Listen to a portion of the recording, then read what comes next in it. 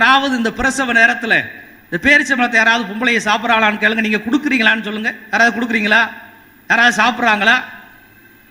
ஏங்க அல்லாஹ் ஜல்லஷானஹு இந்த இடத்துல பேரிச்சம் கனியை ஏன் கொடுக்க சொன்னா? பிரசவ நேரத்திலே அந்த உதிரப்போருக்கு ஏற்படுற நேரத்தில் ஒரு பலகீனம் ஏற்படும். அந்த இடத்துல உடனே ஒரு சக்தி வரணும். நீங்க மற்ற உணவுகள்லாம் சாப்பிட்டு ரொம்ப நேரத்துக்கு பின்னாடி அது சத்தாக மாறும். ஆனால் பேரிச்சங்கனி இருக்குதா இல்லையா, இது சாப்பிட்ட அடுத்த செகண்டே அது சத்தாக மாறும் என்கிற வகையில் இன்றைக்கு விஞ்ஞானிகள் மருத்துவர்கள் சொல்லி காட்டுகிறார். அல்லாஹ் ஒரே நேரத்தில் ஒரு தன்னம்பிக்கையையும் ஊட்டுகிறான், விஞ்ஞானத்தையும் குர்ஆன்ல ஊட்டுகிறான்.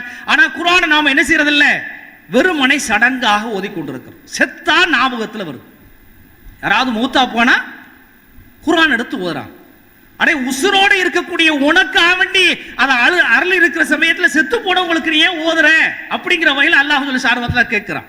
அப்ப அந்த வகையில இந்த விஷயத்தை நாம் எண்ணி பார்க்க கடமைப்பட்டிருக்கிறோம்.